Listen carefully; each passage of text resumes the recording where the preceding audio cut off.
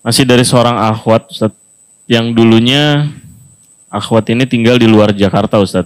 Nah, dulu selama dia tinggal di luar Jakarta ini, dia selalu mengamalkan ibadah-ibadah sunnah dengan mudah. Bahkan tidak pernah meninggalkan ibadah wajib. Dan beliau ini sangat menikmati ibadah-ibadah tersebut. Namun ketika pindah ke Jakarta, dia merasa futur, Ustaz. Bahkan sampai meninggalkan amalan-amalan yang wajib. Nah, pertanyaannya apa yang harus dilakukan, Ustaz, ketika bertemu dengan kondisi seperti ini, Ustaz? Sebenarnya si penanya lebih tahu ya, apa sebab futur. Semua pasti ada sebabnya. Antum semangat ibadah, pasti ada sebabnya. Antum kendor ibadah, pasti ada sebabnya. Nggak mungkin tidak. Ya. Tapi yang jelas, ulama mengatakan iman itu bertambah dengan ketaatan.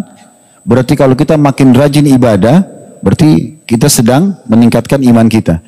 Kalau dia kendor, berarti ada maksiat. Karena dia berkurang dengan kemaksiatan. Nah sekarang si penanya ini muhasabah, introspeksi diri sendiri. Kira-kira dosa apa yang sedang dibuka. Ingat teman-teman, jangan pernah menganggap, oh dosa ini kan cuma dosa kecil. Nggak bisa. Ingat tadi saya bahasakan, firman Allah SWT, Inna Allah syadidul iqam.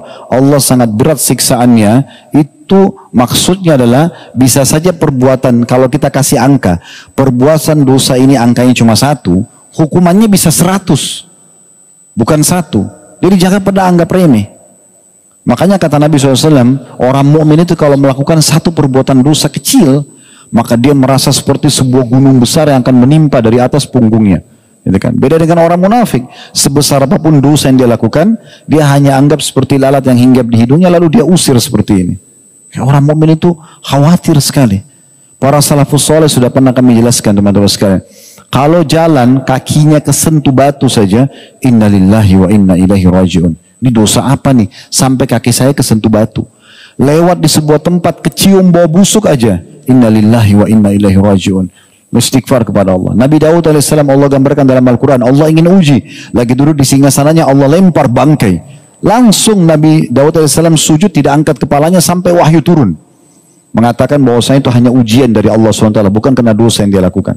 Nabi Sulaiman AS bermain dengan kuda-kuda kerajaannya sampai lupa sholat asar dalam hadis Bukhari. Lewat asar, baru dia ingat belum sholat asar. Langsung disembeli semua kuda itu dan dagingnya dibagikan di jalan Allah. Sebagai hukuman. Begitu mereka introspeksi diri. Gitu kan? Jadi memang penting sekali. Jadi saya kembali kepada penanya, perlu. Jadi bukan masalah Jakarta atau di luar Jakartanya. Orang mukmin itu berada dimanapun imannya akan selalu sama. Ya. Karena dia tahu bagaimana mengontrol. Kontrol dengan ketaatan, jaga dan jauhi kemaksiatan. Itu kata kuncinya. Kita berada dimanapun akan sama. Mau berada di negara kafir, negara muslim akan sama. Dan tidak usah selalu bersembunyi di bahasa, oh godaannya syaitan berat. Mana godaannya berat? Syaitan bisa keluar jelma di depan mata antum. Ayo saya cekik kalau kau nggak zina misalnya. Atau kita dirantai, dicambuk sama dia. Kan, syaitan cuma bisikin. Itu yang Allah bongkar dalam surah Ibrahim. Iblis akan khutbah nanti di neraka. Dan saya sarankan jangan dengar khutbah itu di sana. Di sini aja dengar dari saya sekarang. Saya sudah sampaikan. Dia sudah katakan, da'autukum fastajabtum li. Fala talumuni walumu anfusakum. Apa kata iblis hari kiamat? Allah sudah kasih bocoran dalam surah Ibrahim. Saya cuma bisikkan kalian. Kalian yang ikuti saya. Jangan salahin saya. Salahin diri kalian sendiri. Begitu kata iblis. Luar biasa jahatnya. Gitu kan? Di hari kiamat dia akan bicara begitu. Dan memang betul. Dia cuma bisikin. Sekarang tadi waktu antum mau datang Blok M. Saya yakin sekali syaitan pasti bisik.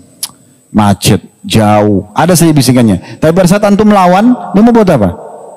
Enggak, saya mau datang. Pengajian saya mau hadiri. Enggak bisa buat apa? Tadi kita mau sholat maghrib. Kan bisa saja. Syaitan ajak supaya tidak sholat atau misalnya menundanya. Tapi enggak, saya wudhu, saya mau sholat awal waktu, kejar saf awal misalnya. Kan syaitan tidak bisa buat apa-apa. Begitu lemahnya dia. Jadi jangan selalu berkedok sembunyi, wah syaitannya kuat nih. Kuat apa? Sangat lemah dan terhina sekali. Begitu antum merasa godaannya, apa kata Allah? Wa imma yanzagannaka minasyaiton nazgum fasta'id billah. Kalau sudah mulai syaitan nazak, nazak itu kayak mulai bisik. Mulai ada godaan, antum sudah rasa cenderung kepada mengurangi kadar pahala ibadah atau meninggalkan, apalagi sampai berbuat dosa, pelanggaran. Oh syaitan nih, a'udzubillahi minasyaitonirrajim. Udah Allah datangkan malaikat panah dia tuh dirajam, gitu kan? Selesai, selamatkan diri antum, gitu kan?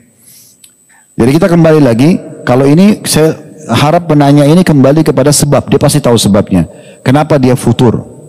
Kenapa dia merasa jauh dari agama? Kenapa di kampung atau di kota itu dia rajin ibadah sunnah, sekarang dia tidak? Pasti ada sebabnya.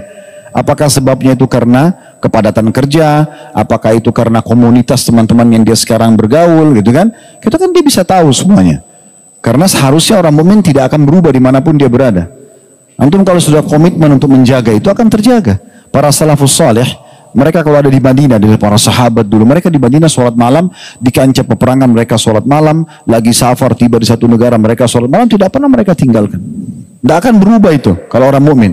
Antum di Jakarta sholat malam, antum safar ke Bogor, antum safar ke Bandung, antum safar ke Jayapura, misalnya antum safar ke luar negeri, tetap komitmen antum jaga. Memang sudah harus begitu.